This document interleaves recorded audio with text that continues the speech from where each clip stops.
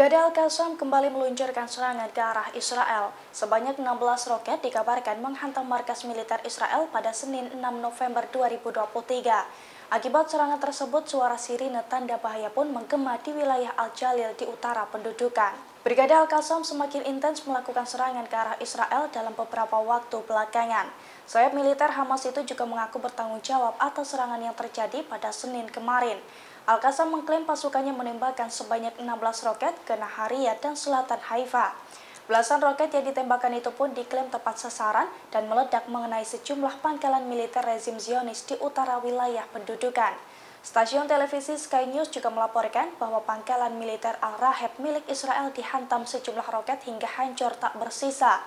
Sebelum serangan tersebut, wilayah pendudukan juga diserang sekira 10 rudal dari Hizbullah.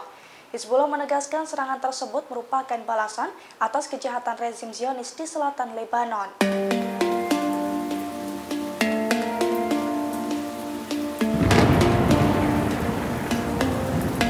Pertempuran sengit kembali terjadi antara Brigade Al-Qassam dengan pasukan militer Israel di Gaza. Dalam pertempuran tersebut, Al-Qassam berhasil membantai Yair Edo Netanyahu yang merupakan sosok berbahaya dalam pasukan Israel. Yair Edo juga merupakan keponakan Perdana Menteri Israel Benjamin Netanyahu. Sosok Edo sendiri merupakan kapten di tentara Israel. Edo juga dikenal sebagai pemimpin unit penembak jitu infiltrasi mendalam di Gaza. Bahkan sebelum tewas, ia sempat dianggap sebagai penembak jitu berbahaya. Dilansir dari Tribun News, Brigade Al-Qassam mengumumkan bahwa mereka melancarkan serangan komprehensif terhadap Israel pada Selasa 7 November 2023. Dalam pertempuran tersebut, ribuan roket ditembakkan dari Gaza menuju Israel. Sementara kelompok-kelompok bersenjata memasuki pemukiman di wilayah tersebut. Tentara Israel juga melancarkan serangan ke jalur Gaza dengan puluhan pesawat tempur. Kementerian Kesehatan Palestina di Gaza mengumumkan serangan Israel telah membunuh sekira 9.000 orang. Allahu Akbar, wallahul hamd.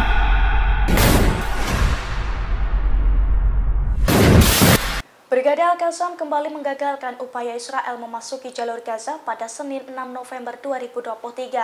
Sayap militer Hamas itu juga mengklaim bahwa pasukannya berhasil meledakkan 4 kendaraan lapis baja dan sebuah tank tempur milik rezim Zionis di jalur Gaza. Hal itu diungkapkan Al-Qassam pada Senin 6 November 2023. Pasalnya, sejumlah kendaraan militer rezim Zionis itu dihancurkan menggunakan roket Yasin 105 di sekitar kamp pengungsian Al-Shati dan wilayah Syekh Radwan. Sementara sebuah tank militer Israel itu dihancurkan saat menyusup ke wilayah selatan Tel Al-Hawa selatan Gaza. Serangan ke arah militer Israel ini bukan pertama kalinya terjadi. Sebelumnya, Brigade Al-Qassam juga dikabarkan telah melenyapkan 10 kendaraan militer rezim Zionis. Di sisi lain, sejumlah kanal media juga mengunggah foto-foto yang menyebutkan bahwa tentara Israel membunuh sebanyak 20 tentara Israel. Puluhan tentara Zionis itu tewas setelah terjebak dalam penyergapan pasukan perlawanan Palestina di Gaza. Namun hingga saat ini, Angkatan Bersenjata rezim Zionis belum memberikan keterangan lebih lanjut terkait hal itu.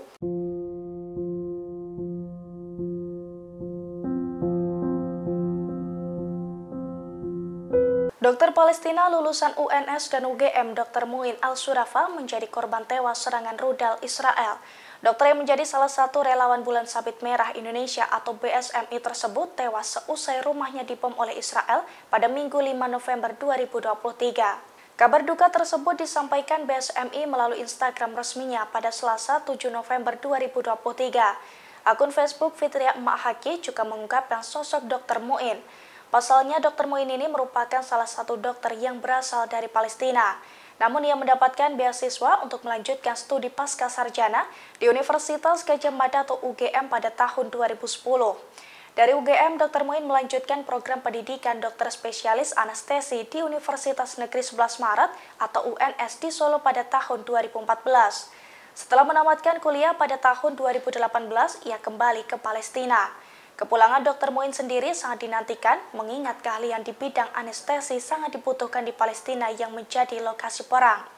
Salah satu kolega Dr. Muin, Dr. Aan Kusumandaro pun mengungkapkan melalui media sosial X bahwa Dr. Muin merupakan sosok pemberani dan selalu ingin membantu rakyat Palestina.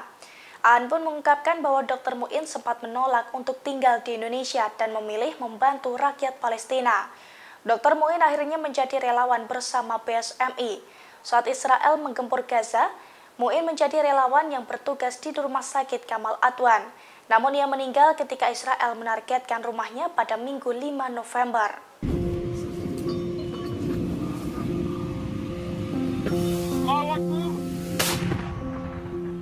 Brigade Al-Quds sayap militer Jihad Islam Palestina kembali menyerang ke arah Israel. Pasukan tersebut menargetkan pangkalan militer dan kendaraan lapis baja militer Israel dengan menggunakan puluhan mortir. Detik-detik peluncuran mortir tersebut dirilis Al-Quds pada Senin 6 November 2023.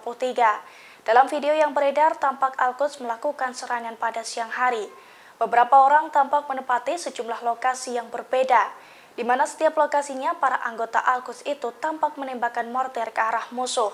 Suara ledakan berulang kali terdengar menggema seiring dengan serangan dari pasukan Al-Quds tersebut. Dalam meluncurkan serangan itu, seluruh anggota Al-Quds tampak santai. Tak ada yang mengenakan seragam, namun mereka menggunakan baju biasa. Atas serangan tersebut, pasukan Al-Quds mengklaim berhasil menghancurkan pangkalan militer, termasuk kendaraan lapis baja Israel di poros selatan Gaza, Gaza Barat Laut, dan juga jalur Gaza Utara.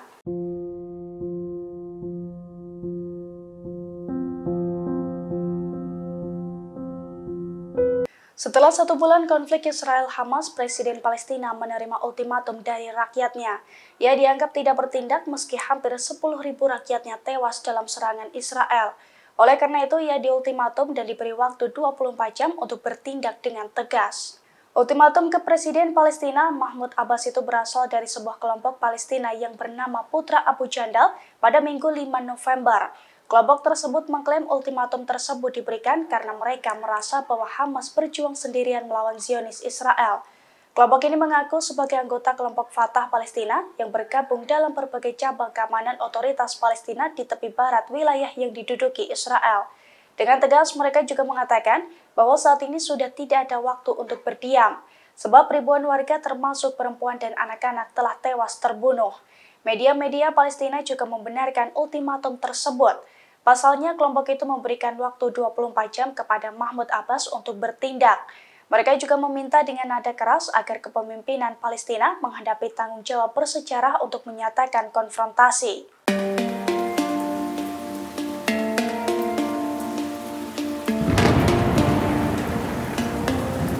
Di tengah panasnya konflik Israel-Hamas, sejumlah dukungan mulai membanjiri Palestina. Para ulama yang tergabung dalam International Union of Muslim Scholars atau IUMS kini juga mewajibkan negara-negara Islam untuk mengerahkan militernya ke Gaza. IUMS, organisasi yang dianggap radikal dan berbasis di Qatar itu, mengeluarkan fatwa tersebut pada 31 Oktober, yakni beberapa pekan setelah perang besar antara Israel dan Hamas pecah di Gaza. Fatwa tersebut bertajuk kewajiban pemerintah Islam mengenai perlunya menanggapi invasi Zionis ke Gaza. Mereka menyerukan tentara dari negara-negara Islam untuk segera melakukan intervensi militer. Hal itu bertujuan untuk menyelamatkan penduduk Palestina di jalur Gaza dan memberikan bantuan materi, agama, politik, dan juga hukum. Menurut fatwa tersebut, negara-negara yang berbatasan dengan Israel wajib membantu Palestina. Selain itu, warga Palestina di Yudea dan juga Samaria dan warga Arab Israel juga diwajibkan oleh fatwa tersebut. IUMS tidak merinci nama negara-negara Islam yang terkena fatwa mereka. Tak hanya itu, fatwa mereka juga mengkritik diamnya negara-negara dan kelompok dalam melihat invasi Israel di Gaza. Mereka pun mengklaim bahwa hal itu adalah dosa agama dan pengkhianatan.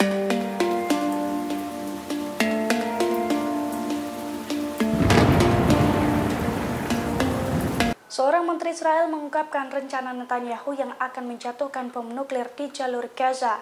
Namun hal itu mendapatkan reaksi keras dari sebanyak 22 negara pendukung Palestina, di mana salah satu negara tersebut ternyata juga memiliki bom nuklir yang bisa mengancam Israel. Puluhan negara mengecam keras rencana Israel yang akan menjatuhkan bom nuklir di Gaza. Salah satunya merupakan Pakistan yang juga memiliki bom nuklir. Pada Senin 6 November, Pakistan menyatakan kemarahannya soal rencana Israel tersebut. Kementerian Luar Negeri Pakistan pun menyebut bahwa pernyataan tersebut mencerminkan niatan untuk melakukan pembersihan etnis dan genosida. Diketahui Pakistan merupakan suatu negara yang memiliki jumlah populasi penduduk mayoritas Muslim sekaligus terbesar kedua di dunia. Negara tersebut memiliki kekuatan militer yang sangat kuat dan ditakuti oleh Israel. Bahkan Pakistan juga memiliki bom nuklir yang menghasilkan sinyal seismik 5 skala Richter dengan total keluaran hingga 40 kT.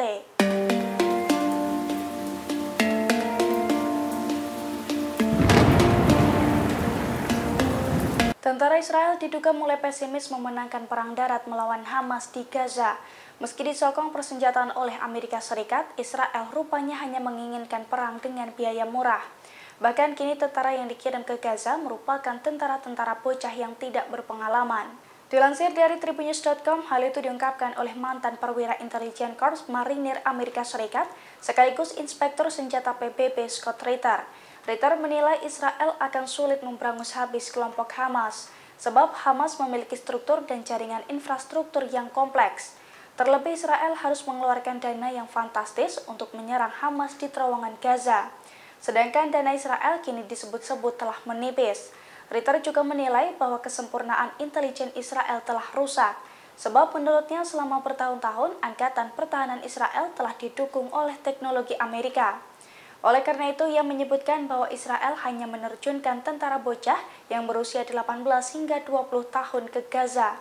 Di sisi lain, dalam perang Israel-Hamas banyak pula tentara senior Israel yang tewas di Gaza.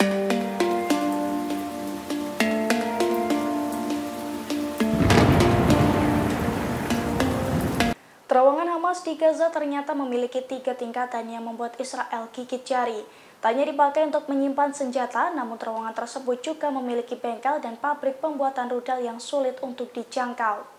Hal itu diungkapkan oleh mantan perwira intelijen Korps Marinir Amerika Serikat sekaligus Inspektur Senjata PBB Scott Ritter. Ritter mengatakan Israel tidak akan bisa memusnahkan kelompok Hamas. Hal itu merujuk pada kompleksnya struktur dan jaringan infrastruktur yang sudah dibangun. Dari segi ideologis, Hamas dinilai sebagai gerakan perlawanan yang bertujuan membebaskan Palestina dari pendudukan Israel. Sehingga selama pendudukan itu masih terjadi, Hamas atau apapun namanya nanti pasti akan tetap bergenerasi. Dari sisi taktis peperangan, terowongan Hamas menjadi kendala besar bagi IDF yang bahkan sulit dijangkau meski dibombardir tanpa ampun. Bahkan upaya Israel itu kini justru menewaskan sekira 10.000 orang Palestina dalam 3 pekan.